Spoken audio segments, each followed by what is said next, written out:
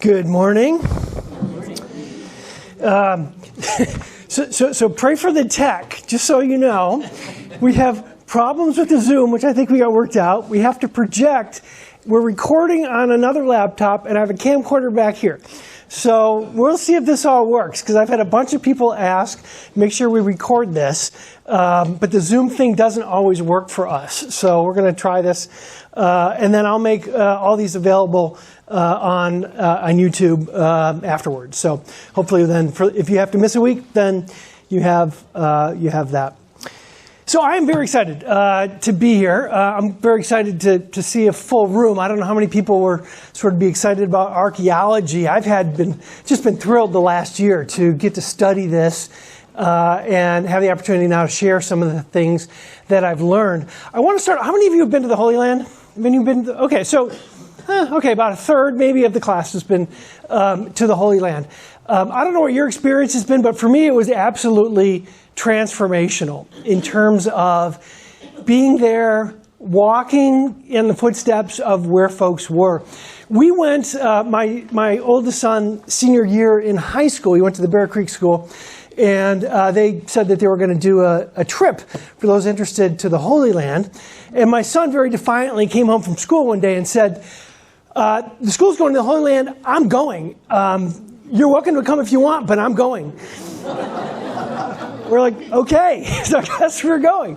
So it was really two interesting things. So we went there the very first night. You fly in, you get there. We were in a hotel in Tel Aviv, and me and the kids, being somewhat dumb, decided to swim out into the Mediterranean in the ocean.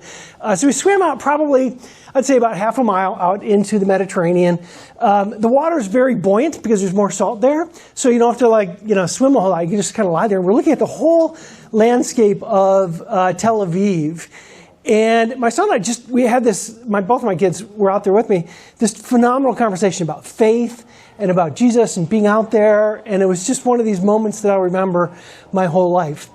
That was the highlight of the trip. The low light of the trip was we stayed at a kibbutz on the Sea of Galilee. And one night, my son, about 11 o'clock, we realized he had disappeared. He wasn't in the kibbutz in his room where he was supposed to be. And we started freaking out because, this is Israel, and we're not too far from the West Bank. And those of you who know, Israel's not the safest place in the world. So we started freaking out. So we started calling other people in the group at 11 o'clock at night, waking them up. Have you seen our kid? Anyway, we couldn't find him. Nobody knew where he was.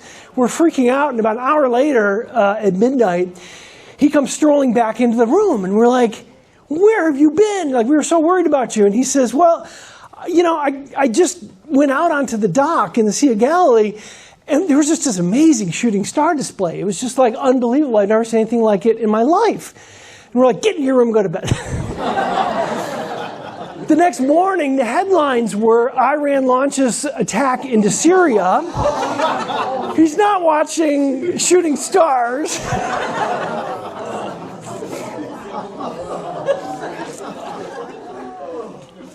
So it was phenomenal. I'm going to show, this is just a couple of examples. This is from our trip. This is the synagogue in Capernaum. So this is where essentially Jesus' ministry was centered. The reason I show this is because I had a picture, I couldn't find it this morning, of my son sitting over here, which is where the Jewish men would sit. Women would be on the other side, men would be on this side.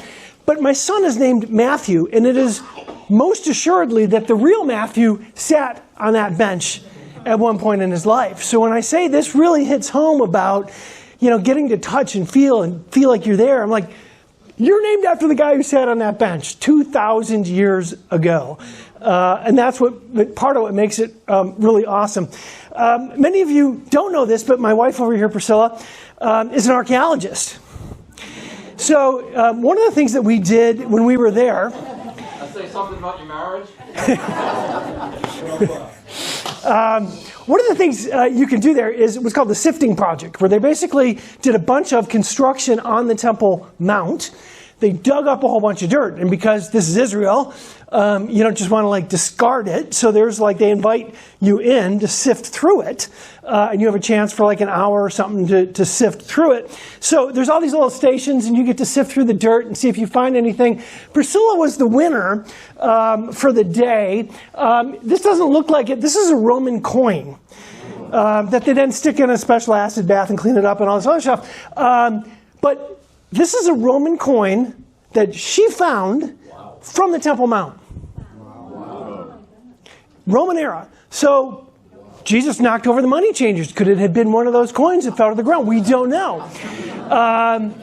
But that's what I mean. You get to feel this sense of this stuff is real. And that's kind of my goal over the next 10 weeks, is to kind of talk about archaeology.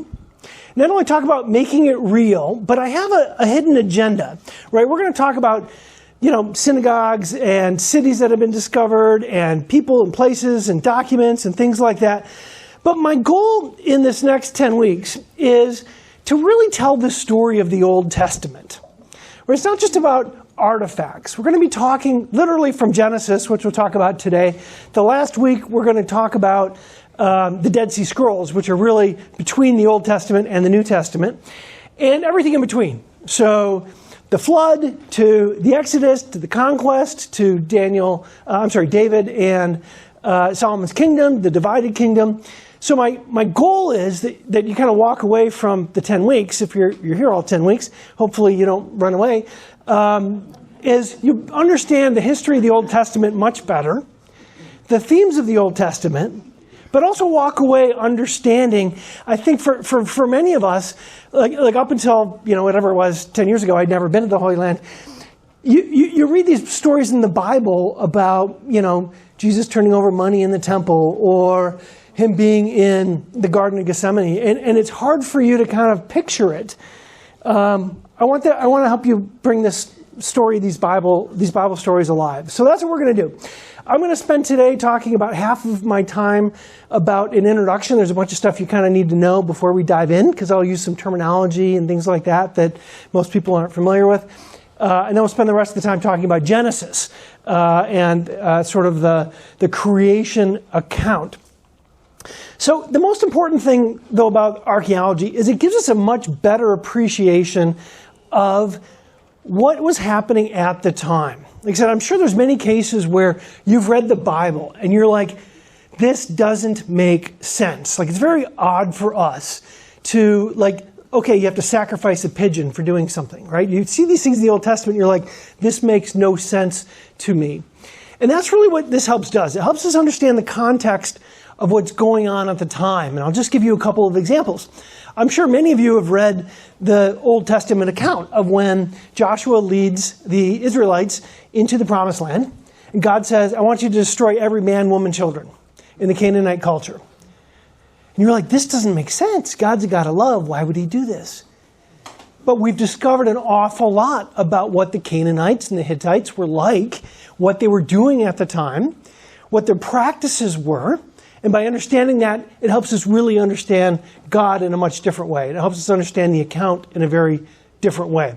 Another example is in Genesis 15. I'm sure many of you have read the account, one of the most important things in the Bible, where God makes a covenant with Abraham. That sort of starts the whole biblical story, essentially, in terms of Israel and the chosen people. But what does he do? He tells Abraham, get a bunch of animals, cut them in half, lay one half here, and at night when the sun goes down, he puts them to sleep, and God comes down and walks through. This makes no sense to us in 2026 America. No sense. But guess what? We've discovered a bunch of archaeological discoveries in the Hittite culture, which are where they were coming into, about these ceremonies. So we understand it a lot more, what it meant at the time, and essentially gives us a lot more color on what God was trying to communicate to Abraham at the time. So first and foremost, the archaeology helps us understand the culture, the practices, the people, things like that. But it also helps us have a much more deeper appreciation for the accuracy of the Bible. There's been an enormous amount of debate over the last 100 years or whatever in the academic world about the Bible and how wrong it is in a bunch of different areas historically. And let me tell you, God has a wonderful sense of humor. In the 80s and 90s, I'll talk about in a minute, huge push in academic that David didn't exist. There was no archaeological evidence that David actually existed. So this is made up. And then, sort of at the height of this, we just discovered a whole bunch of stuff related to David that we know, from digging in Israel. So this is very different, for instance, than, say, the Book of Mormon or the Quran, which also contain historical accounts. If any of you have kind of studied hopefully not, the Book of Mormon, you'll know that one of the core theses is tribes of Israel made their way to America, they built an advanced civilization, blah, blah, blah. There is no archaeological evidence to support that there was an advanced civilization of Jewish people that came over from Israel 1,000 years ago, or 2,000 years ago, into the Northeast. There's nothing that exists to that degree. Same thing with the Quran. The Quran tells a bunch of stories and a bunch of history that it gets wrong, fundamentally wrong. And part of that is because Muhammad was kind of on a trade route. People would come by, they'd tell stories, he'd write them down, and this sort of became part of the Quran, but the stories weren't always accurate. The wonderful thing about biblical archaeology is, and I'm going to quote from Nelson Gluck, who's a Jewish archaeologist, and he said, quote, "It may be stated categorically that no archaeological discovery has ever controverted a biblical passage. Never." And the wonderful thing about archaeology, and the reason it's very timely, is 1948, of course, there was no Israel.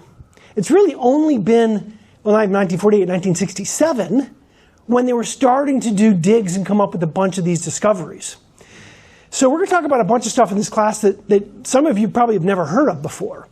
And it's because a lot of these discoveries happened very recently. If I give dates, you'll see 1993, 1998, 2004. These discoveries that are made because now Israel is a Western nation. You can go in there. It's got resources. And it's relatively quote-unquote peaceful, where you can actually do archaeological digs. But the interesting thing, I think there's more chairs in the closet there, or more over here. Yeah. The interesting thing is only about 1% of Israel has been excavated.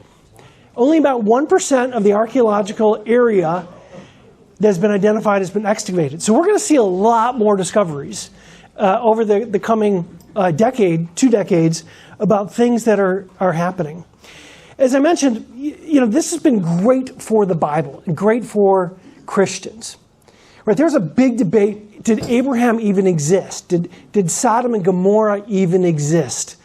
Until they uncover archaeological evidence that not only did Abraham exist, but we think we found Sodom, and it was completely destroyed by fire. This was a discovery about, 10, 15 years ago, in terms of identifying where Sodom was. And then we have what are called the Talmudic tablets that not only mention Sodom, but describe what happened. And these date back to the time right after Abraham, which is just absolutely mind-blowing. Moses was another great example, where most of the academic community back in the 80s and 90s argued Moses could not have written the Torah. Right, the first 5 books of the Bible, Genesis, Exodus, Leviticus, Numbers, Deuteronomy. He couldn't have written them because writing didn't exist in any advanced form at that point. He lived about 1,500 years before Christ. And then we discovered a bunch of archaeological finds, including what are called the Raj Sharma tablets, dating back to 1500 BC, which is Moses' time, that show very advanced language and writing at the time. So each time these things get unveiled, it's fascinating. And I said, God has a sense of humor, because as soon as something gets debunked, the academics kind of go on to something else, try and attack it. Law of Moses. Well, Law of Moses couldn't have existed because there was no real formalized legal code of any culture at that time. Up until we discovered Hittite treaties dating back to the 1500 BC era, which is Moses' era, showing very advanced treaties at the time. So this is why, like I said, this is kind of an exciting thing, is because my goal is to do 2 things, right? We can't prove God existed through archaeology, but certainly it establishes the accuracy of the Bible, which is kind of exciting, and it helps tell the story of the Bible. So before we dig in, like I said, there's a couple of things that I want to sort of give as background. So first is, if you walked in, you may have noticed, I did give a handout. I took feedback from the last class I taught last winter, and somebody was kind of adamant that I need to cite my sources. So this is, for those of you who don't know, this is my bibliography. It's also a great list of recommended resources if you want to dig into it. Some of these are reference works. Some of them are just great accessible books. I've kind of given a description in one sentence if any of you are interested in digging further. It's a big list, but if you don't know where to start, I would go to Titus Kennedy. He's on the second page. He's written 3 books, Unearthing the Bible, The Essential Archaeological Guide, and Excavating the Evidence for Jesus. If any of you are fascinated by the topic, the first book is probably the most approachable, Unearthing the Bible, the 101 discoveries that prove the Bible. Worth pointing out, Titus Kennedy is a local kid. He went to the Bear Creek School, then went to study and get his master's and PhD, and he's now leading the archaeological program at the Discovery Institute downtown. So this is what he does for a living. I love the picture on the back of his book. He looks like Indiana Jones. He's on a motorcycle. He's got the fedora. He's got the leather jacket. The guy's like the real deal if you ever meet him. He's a great, I say great kid, but he's like 35 years old or something like that at this point. But anyway, so if anyone's wondering where the material that I'm going through comes from, that's where it is. It is also worth pointing out, there's a lot more Old Testament archaeology discoveries than New Testament. And I found this problem as I was kind of, over Thanksgiving, I was trying to put together, how do you teach this class in 10 weeks? And I discovered I can't do the whole Bible in one thing. So I decided to do Old Testament now, we'll do New Testament next year. And the reason is this, which kind of makes sense. The Old Testament covers a much broader period of time. Essentially, well, let's start with, Abraham. So you're like 1700 BC up until 0. So about 1700 years of time period in the Old Testament to cover. And the New Testament's about 100 years. If you start with kind of birth of Jesus, go to end of the sort of first century church, you get about 100 years. So the time span is dramatically different between what the Old Testament accounts and the New Testament. The geography is also dramatically different. So if you think about the story of the Israelites, Abraham comes from from Iraq, comes into the Promised Land. They go to Egypt, they get taken captive, they multiply, they come out into the Arabian desert, they go into Israel, then part of them get captive in Assyria, part of them in Babylon, then they come back, the Persians. Anyway, so you've got many more cultures, much more landmass in the Old Testament than you do in the New Testament. The New Testament is really a very small confined space and a very short timeline. Although the New Testament, as you'll see next year, has the benefit of a lot more writers. So Josephus and Tacitus and tons of folks in the first century writing about these things that you didn't necessarily have in the Old Testament. So it's fascinating. The two are very, very different, as I kind of discovered as I dug into this. That's why we're doing the Old Testament first. It's also worth pointing out a couple other things. There's 2 kinds of discoveries in archaeology. There's written material, right, which are called different types. There's cuneiform, which is kind of written in clay. There's papyrus. There's a bunch of different things. So archaeological finds can be like written material. The Dead Sea Scrolls, for instance, are a bunch of books, right, or a bunch of scrolls, I should say. And then, of course, you have artifacts, which are cities, walls, pottery, coins, a whole bunch of other things like that. So we're going to put them all together. Anything that's relevant, we're going to dig into. And then 3 more things before we sort of go into the text. The first is, I found it fascinating. How do you date discoveries? So if you find this coin, how do you date when that thing was actually created, right? What period it goes to? The primary way that most archaeologists date is actually through pottery, which makes very little sense until you sort of think about it. Pottery is basically baked clay, as you know, and the pottery styles changed over time.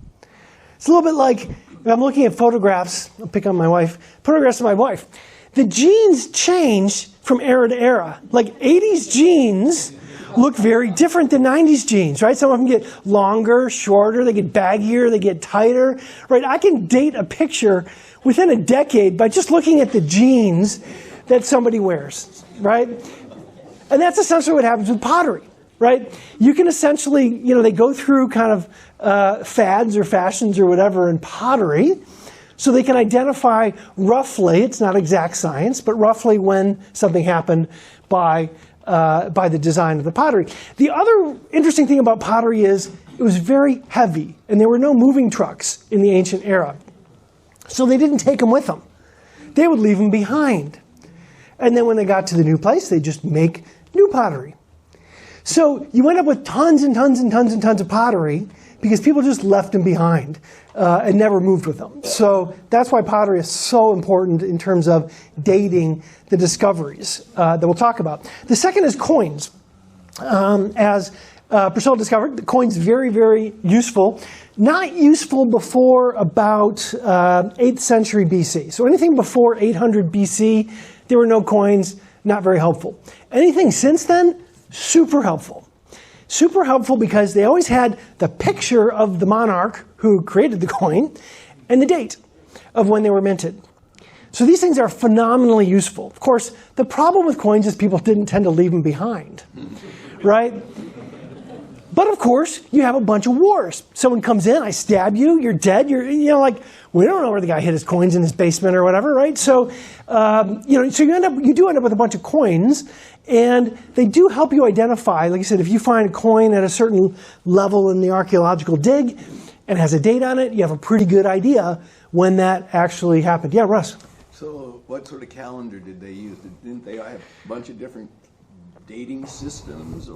Well, yeah, of course the Egyptians had a very different dating system than the Jewish people, very different than the Babylonian people, so very different dating systems. But the coins have a picture of the monarch. So this is Nebuchadnezzar, and this is the date that he used in the Babylonian thing. So you can kind of correlate the calendars that way, and that's how they come up with it. So coins will be super useful in the New Testament, but also anything in sort of 800 BC or later, the coins are very useful. And then there's carbon-14. So carbon-14, for those of you who don't know, invented as part of the Manhattan Project with the atomic bomb. And essentially a way of looking at carbon decay in the atmosphere, carbon-14 decay, and figuring out how old something is based on that. Very useful for dating essentially organic matter. The problem is we've since discovered that the amount of carbon in the atmosphere is not static. It changes from time to time.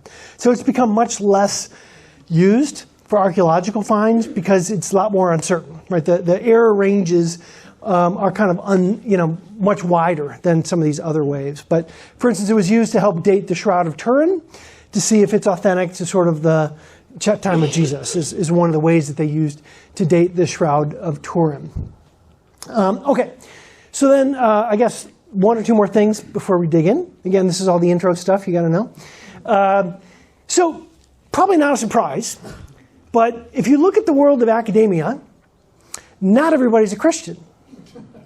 In fact, very few are Christians, of course. And this leads to two different camps in the archaeological world. There's what's called the minimalists and the maximalists, and you'll see why this is relevant near the end of the class. The minimalists basically say the Bible can't be relied on for any historical information, so we're not going to use it. Right? These are primarily secular folks, so they discover something and they try and fit it into timelines, but they don't go to the Bible to try and identify historical events that may have happened or caused that thing. The minimalists are essentially the Christians, right, doing archaeology. There's a growing number of these, fortunately, because there's a lot more archaeology happening. But they're the ones that basically say, okay, if I discover something like a coin on the Temple Mount and it dates to a certain time, then maybe I can try and identify where that fits in the biblical timeline. If I discover in Jericho that the walls were knocked in and the city was burned or whatever, well, maybe I can fit that into a biblical timeline, right? Looking at other things, of course. But so you end up with these minimalists and maximalists, which is kind of important as we go into some of these artifacts. And I will talk about kind of different opinions on different things.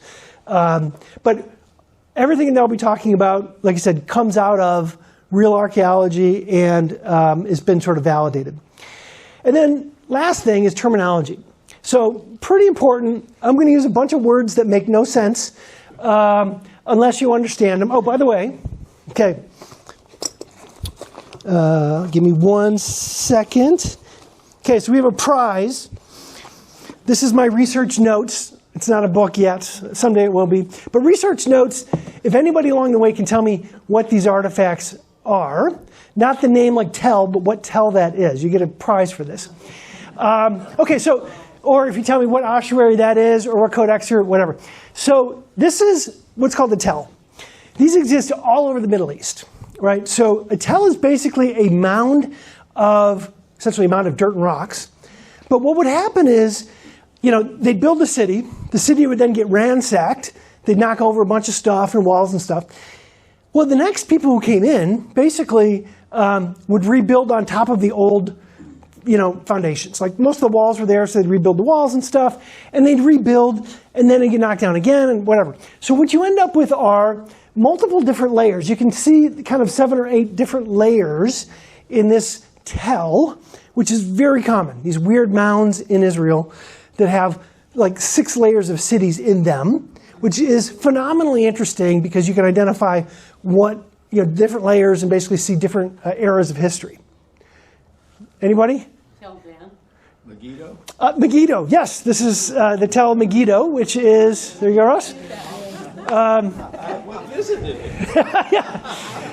Megiddo is in the valley of Israel. It's also, Megiddo is directly translated into Armageddon. So this is in the valley of what you would think of as Armageddon, where the final battle will take place.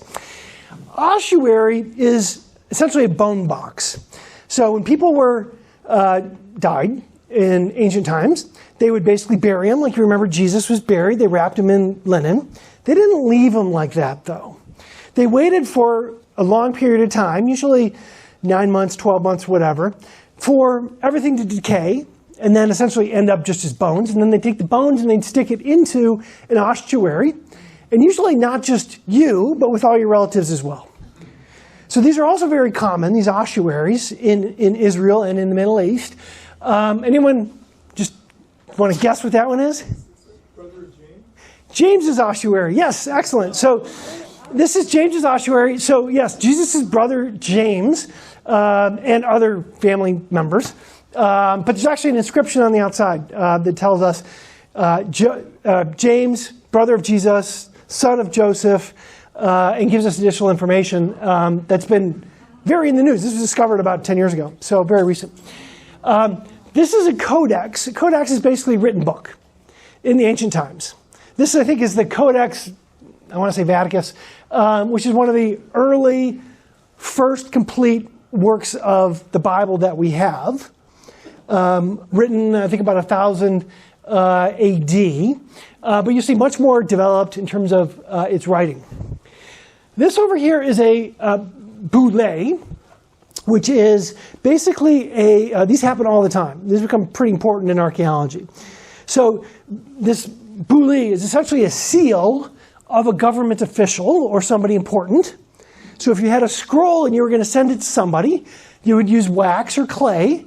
You'd seal it with your seal, your stamp, right, this boule. And that would basically say, okay, this authenticates who it's from, right? So this is kind of your identification.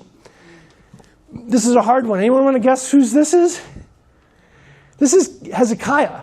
So in the Old Testament, King Hezekiah, we have found his boule, which is one of his seals, that correctly identified us. We also have Isaiah's boule as well, which we'll talk about in subsequent weeks, and Baruch's, who is Isaiah's scribe.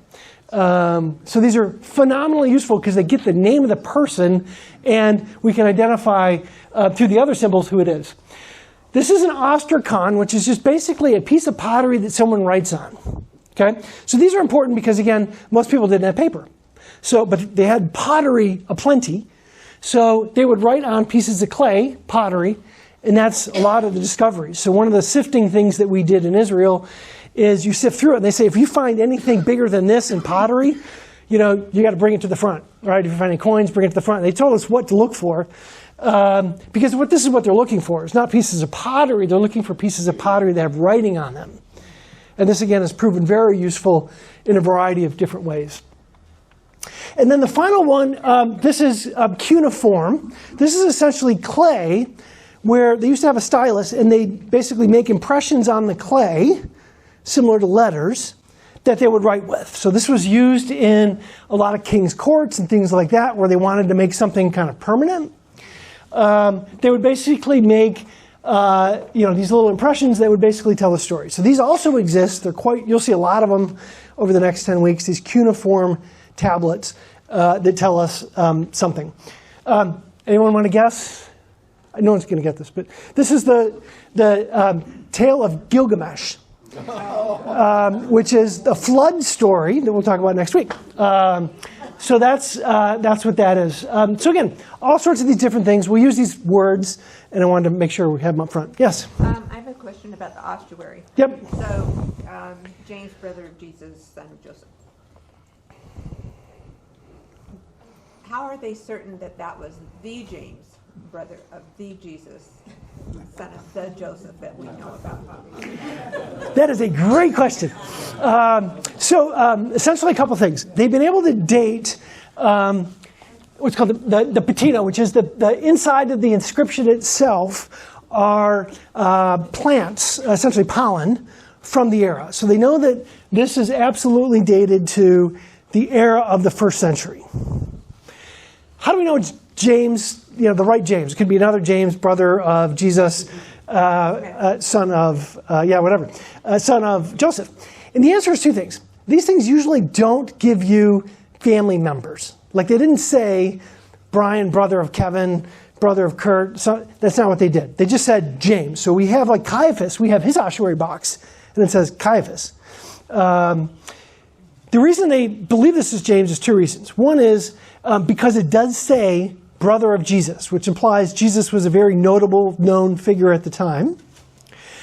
And they also know because, and this is probably the most interesting thing I've read in the last year, is they looked at name distribution. So we know how big Jerusalem was in terms of population at the time, pretty close.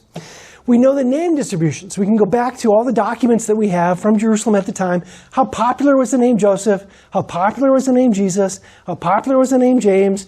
How popular? So what's the mathematical probability that there was another family that had a James, son of Joseph, brother of Jesus? And the answer is it's less than 1%. So are we 100%, 1,000% positive that that's the real James? No, but we're 99% positive, just given the name distribution. Well, yeah, because it's just bones. Yeah, they just throw the bones in there. Yeah, and of course there's multiple people's bones in there. So, huh? Oh, these are usually not that big. These are usually like a foot by 2 feet. So, I mean, you get 2 or 3 skulls. Yeah, I know, right? Yeah, exactly. Yeah. Okay, yes, sir. The codex. Yes. You said it's 1,000 years old. This codex, I believe, I'm not 100% sure because I don't remember which one I copied this from. I think this is the 1,000-year-old Codex Vaticanus, which is one of the first copies of the entire Bible that we have. What was it written on? It's written on, usually these are written on papyrus or vellum, which is basically animal skin. This one is papyrus. And it lasted for 3,000 years. It did, yes. So a bunch of these we have because they were like, well, let's not get to the Dead Sea Scrolls, which were buried, and no one touched them for 2,000 years. This was actually written and maintained by, the Roman Catholic Church at that period in time that kept them as basically artifacts. Yes? This is a controversial question, Yep. but why are Catholics so convinced that Jesus had no brothers? That's a big question. That's a big question. I'll hold that to the end, just so I don't run out of time. And then re-ask me again if we have time at the end. John? Quick question on minimalists and maximalists. Yes? I understand the Bible is not considered de facto by everyone. However, it's also a history book. Why wouldn't any sensible, rational person not refer back to the Bible as a reference point to any of the periods of time, any of the history books? Yeah, that's a great question, right? Why wouldn't anybody look at the Bible and say, a global flood actually happened? There's a lot of folks that don't want to believe the Bible, so they don't use it. They think it's made up stories and myths and things like that. Which leads into our next, yes, sir. Just a comment. I grew up in the Amazon and my parents were Wycliffe Bible translators. So there were people working with, we call language groups now, tribes, that were, Stone Age, lifestyle. And some of them who had never been contacted before had the story of the flood in their stories. Yep. You are, that's next week's class. There are over 200 flood stories around the world. And we'll look at a bunch of them and how they compare. But you're absolutely right. It's fascinating. And like I said, I'm spending a whole week next week talking about Noah's Ark and the flood. But let me dig into creation. Right? Everyone knows the first chapter of the Bible. In the beginning, God created the heavens and the earth. And as you continue to read in Genesis, you realize it sounds like fiction, doesn't it? I mean, God creates everything, and then there's this global flood. This guy makes an ark. He floats away, confuses the languages because they were building a tower. I mean, it literally sounds like fable, which is why so many people today reject the first 11 chapters of Genesis, because they don't want to believe these fairy tales. And for those of you who were here last year, we spent 10 weeks just talking about 2 chapters of the Bible, which were the creation account. And the reason I did that is because there's a lot of scholars these days. I mentioned N.T. Wright, John Walton, William Lane Craig, that don't believe a literal translation of the first couple chapters in Genesis, right? They didn't really exist. And of course, this is very difficult for archaeology to prove, because you wouldn't expect archaeological finds related to creation. But from a Christian point of view, it's critical that we take the first 11 chapters of Genesis literally. And the reason is simply because it's impossible to look at doctrine, right? Romans 5, or even, Christ in Matthew 19, refers to literal Adam, literal Eve, the original sin, the consequences of that original sin, the need for salvation. These are not like to mythologize away the first 11 chapters of the Bible and say they didn't really exist. A whole bunch of doctrine hinges on there, including marriage, including sin, including prophecy, and a bunch of other things that are very tied to that. So again, you wouldn't really expect any archaeological finds to prove that Adam and Eve existed or that the flood occurred. But it turns out we actually have some. This is what's called a seal from the Tepe Gora Mount. So this was discovered in 1932. It's currently at the University of Pennsylvania. And it was discovered 12 miles north of Nineveh. If you remember in the Bible, Nineveh, Jonah, Nineveh, that Nineveh. North of that. So today that would be Mosul in Iraq. Okay? So this is discovered as part of an archaeological find. It dates to 3,500 BC. Now, put this in perspective. Moses is about 1,500 BC. So this dates about 2,000 years before Moses. Before Abraham, before almost anything. This is one of the oldest artifacts in all of archaeology. So, what's interesting about it is it shows, I know you can't see it in this picture, it's just black and white. It shows a naked man and a naked woman and a snake behind them. And the naked man are sort of crouching away from the snake. Now you're going to say, well, how do we know that's a snake? And the answer is there were other finds in this mount that were discovered that relate to the snake. So it depicts basically man and woman, naked, downcast, snake behind them. Right? This is kind of, I'm sorry? Well, they could be fully clothed, but, she's looking kind of naked to me. Maybe it's a skin-tight bodysuit or wetsuit. I don't know. Well, they didn't have lycra.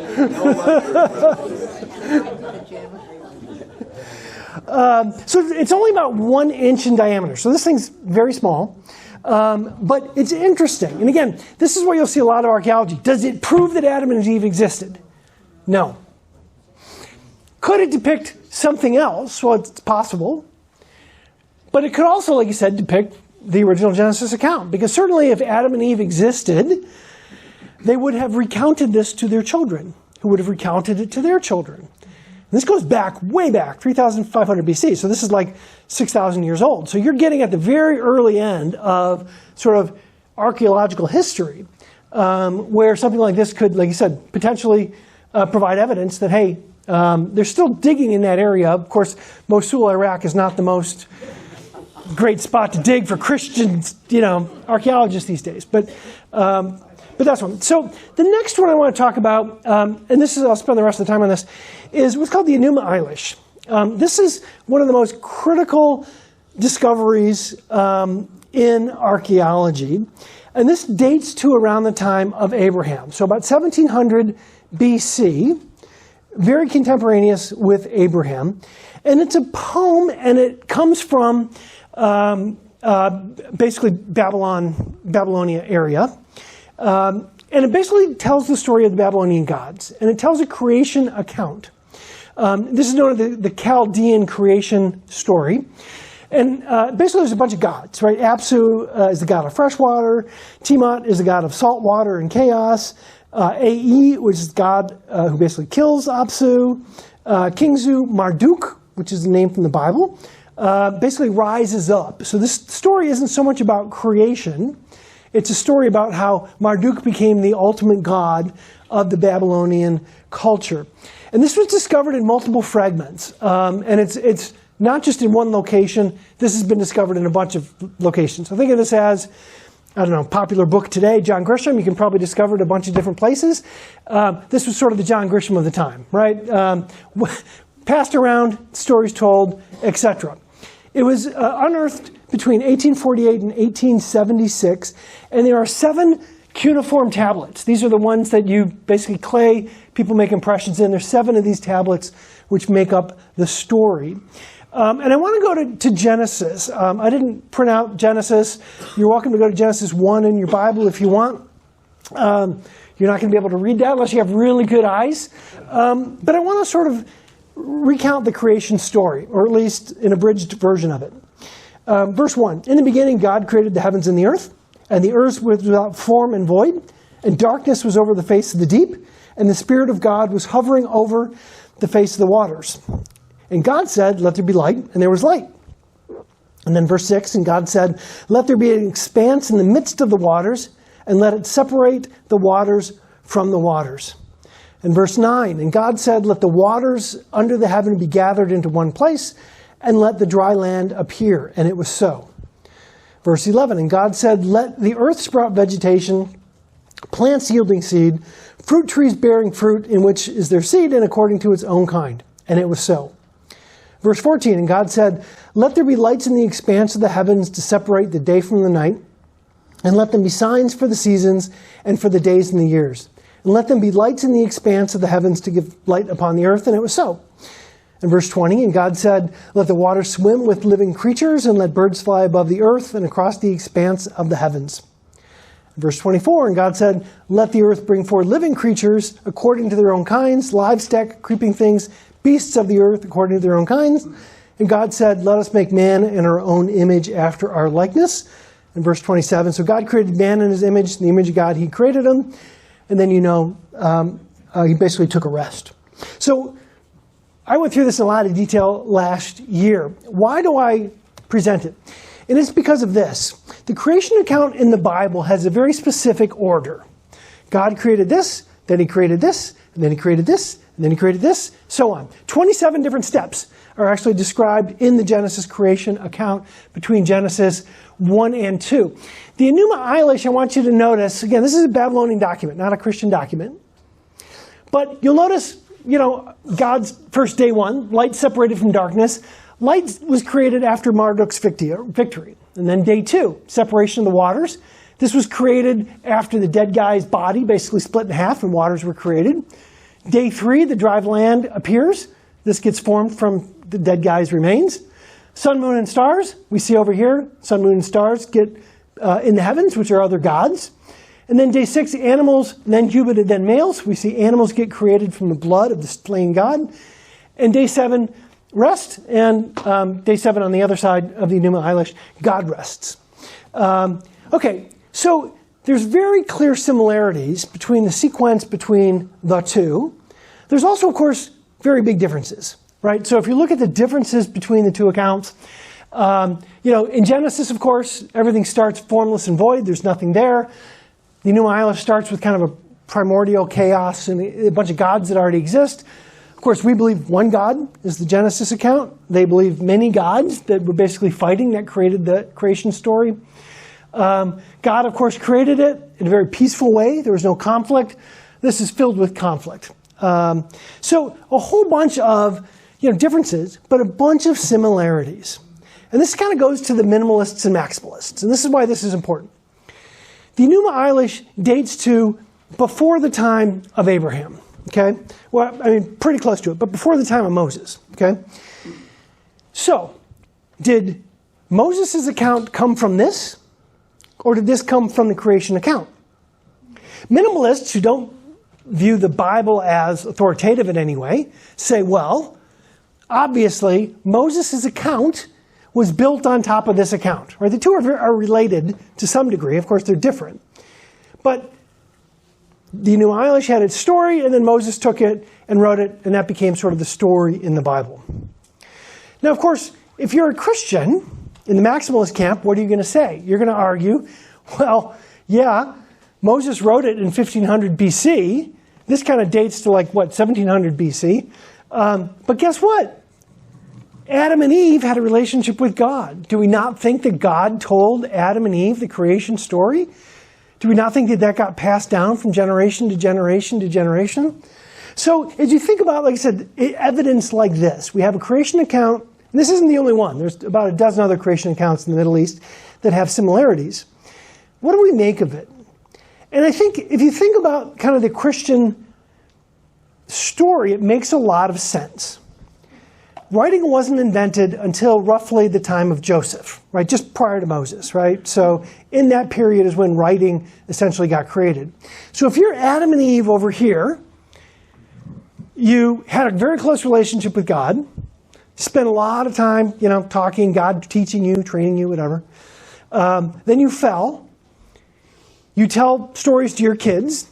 Of course, Noah then knows these stories on the ark. The ark then, everyone gets destroyed, and the ark then starts a new population of people. But then what happens? We end up at the Tower of Babel, where God confuses the languages, and they go off into different people groups. Well, what do you think happens to the creation story? It's a little bit like, the telephone game, right? If I tell a secret at this side of the room, and everyone passes it down to the next person, right, goes all the way through the room, what's going to happen by the time I get over here in the corner? It's going to get distorted, right? So this is why I think we see these similarities in the creation accounts. And again, this is the most famous, but it's not the only one, is because of this effect. God confused the languages, different people groups went off, and the stories kind of evolved, right? People were telling them verbally. These weren't written down, so they're telling them verbally. And people sort of, add their little take here, and then of course they try and wrap in their own gods and cultures and things like that. And then you end up with the Babylonian story having some similarities, but some differences. You end up with the Hittite story, similarities and differences. You end up with the Egyptian account, same thing, similarities and differences. And then God leads the people out of Egypt, sets up Moses on Mount Sinai and says, let's get the record straight. This is what really happened. And he starts writing it down. Right, so you can see how two different types of archaeologists, the biblical archaeologist approaches it one way, and then the minimalist approaches it a very different way, and says, well, this came first, so therefore Moses had to base his on that. That's why this is important, and that's why I spent time on it, because you'll see this a couple times as we go through this as it relates to different artifacts. Okay, so what to make of all this? A couple different things. I got to tell you, the last year has been kind of personally very enriching for me, getting to touch these things. Again, this is a little bit more abstract because it's Genesis, but we're going to start to go into David and Solomon and Moses and kind of the real biblical characters and narrative and the evidences that we have. And it blows my mind that we actually have artifacts from the Isaiah, right? And we know it's from Isaiah. And we have artifacts from Daniel and other of these biblical characters that are so cool. It's kind of like I said, going to Israel. It changes your perspective on things when you can see things, you see pictures, you can touch them. So hopefully you'll find this very enriching. I think you'll also, like I said, find it, as folks know, I love apologetics. I find this is also one other form of apologetics, right? How do you know the Bible is true? Answer, we now have over 600 archaeological discoveries that validate key events, key places in the Bible, Old Testament and New Testament, which I think is very cool. And not one has basically proven the Bible wrong. But the third thing is, again, appreciating the culture. There's this author, as many of you know, I hate, but I don't hate, that's probably a bad word. I very much dislike John Walton, Christian professor at Wheaton College, writes on Old Testament. And if any of you read my newsletter a couple years ago, that's why. Anyway, I've documented why I don't like what he teaches. But he made this quote that's become very popular in the Christian world that has some truth to it. He said, quote, "The Bible was written for us, but not to us." And what does that mean? It means there's no doubt the Holy Spirit inspired the Bible for people of all times to teach us about God and the nature of God. But it was also written to somebody, which was the audience at the time. So when, Ezekiel's writing his, the book of Ezekiel, he's writing to an audience that's, currently captive in Babylon, right? Or Daniel writes his to a specific audience. You see this throughout the Old Testament. Moses is writing, there's people there, so you see things that are relevant to them, but then there's spiritual truths that are relevant to us, right? So, again, I think it gives us a much deeper appreciation, right? Why is God cutting animals in half? This makes no sense. Made a lot more sense to people at the time. So I think the more we understand the archaeology, the more we understand the culture, the more we understand the Bible and God's character, which is why we're going to do this. So this is my outline.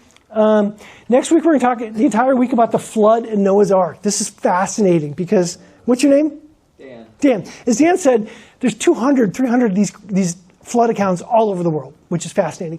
And then the other question is, do we actually have evidence of Noah's Ark? There's, we'll talk about that and the claims that have been made. The patriarchs, Abraham, Isaac, Jacob, we'll talk about evidence for them, the Exodus, the conquest, which is when the Jewish people came into Israel. This has been one of the more hotly debated topics in the world. The kingdom and Temple Mount, David and Solomon, the divided kingdom. The kingdom was very short. I mean, David and Solomon were the only two kings. After that, it kind of broke up, which is very sad. But the divided kingdom, how do we prove that? We'll spend a whole week on the Ark of the Covenant.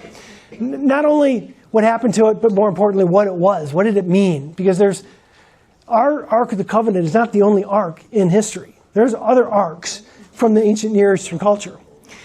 The exile, and then I'll spend a whole week on the Dead Sea Scrolls. The Dead Sea Scrolls are probably the most important archaeological find in the history of the world. So we'll spend a whole week on that because it's so critical to our Christian faith, and it draws the bridge between the end of the Old Testament and the New Testament, which we'll talk about next week.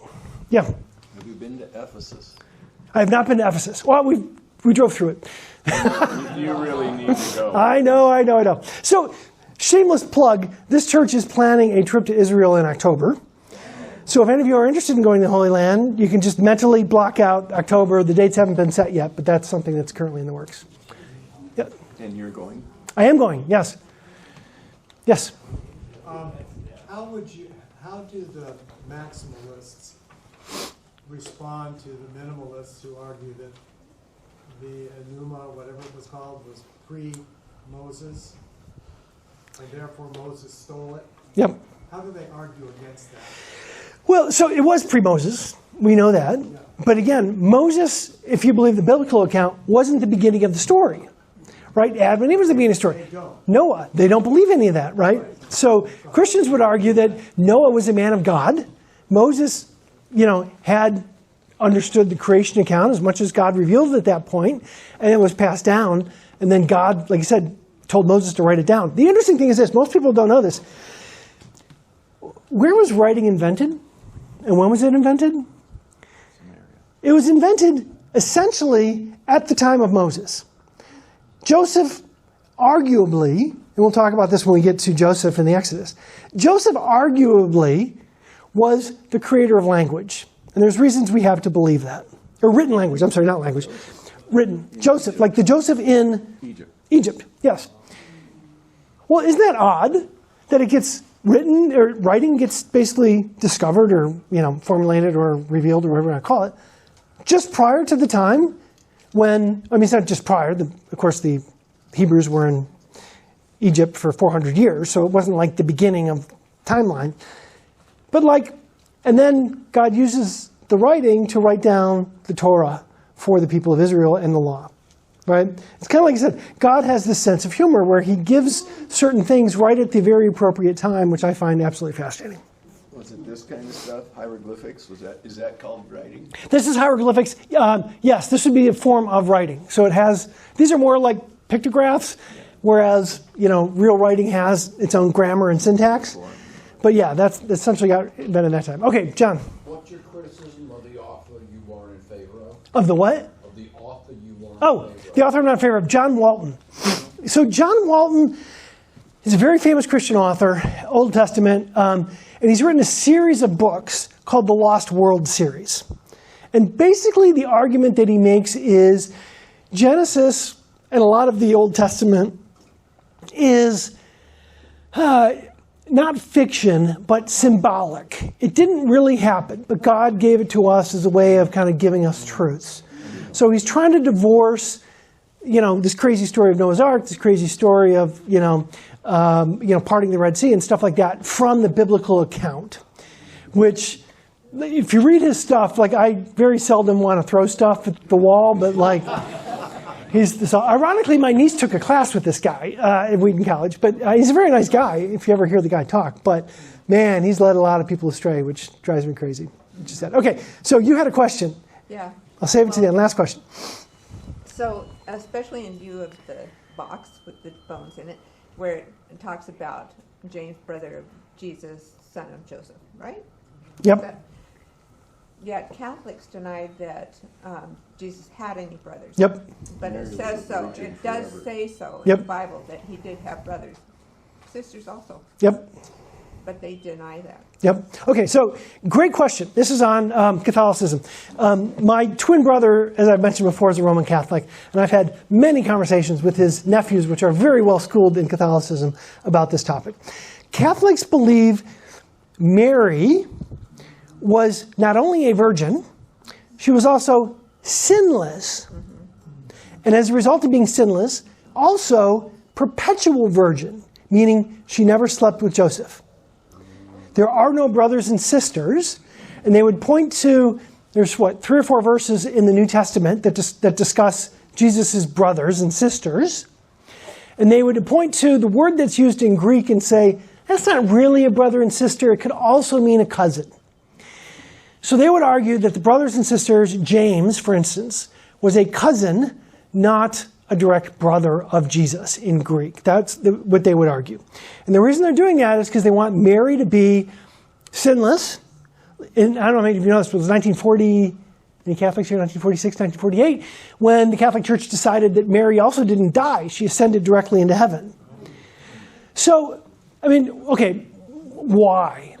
And the answer is because at the time, there were many goddesses in the culture at the time that had these stories of being... I'm sorry, over the course of the 1st and 2nd century, Okay. where these things developed. And Mary took on a much more prominent role because she looked a lot more like the goddesses of the time that ended up creeping into the Catholic doctrine. Now, of course, Catholics would argue the Pope, it was revealed to the Pope, and the Pope said, okay, Mary ascended to heaven, didn't really die, things like that. But again, plain reading of the Bible, Jesus had brothers and sisters. James did not deny being the brothers of Jesus. We have historical evidence that Jude's grandchildren, Jude was a brother of Christ also, so his great-grandnephews, is that what you call it? Great-grandnephew? Anyway, Jude's grandkids got hauled in front of the Roman emperor because of their genealogy and accosted by the Roman emperor. So we have a lot of evidence that he actually had brothers and sisters. So I think the argument that the Catholics would make that there were no real brothers and sisters, again, is based on this belief about Mary, which leads into Mariology and, of course, is very different from the Protestant beliefs. Didn't a lot of the other religions have like sex is part of the Yeah, religion. yep. Okay, so given the time, let me close this in prayer.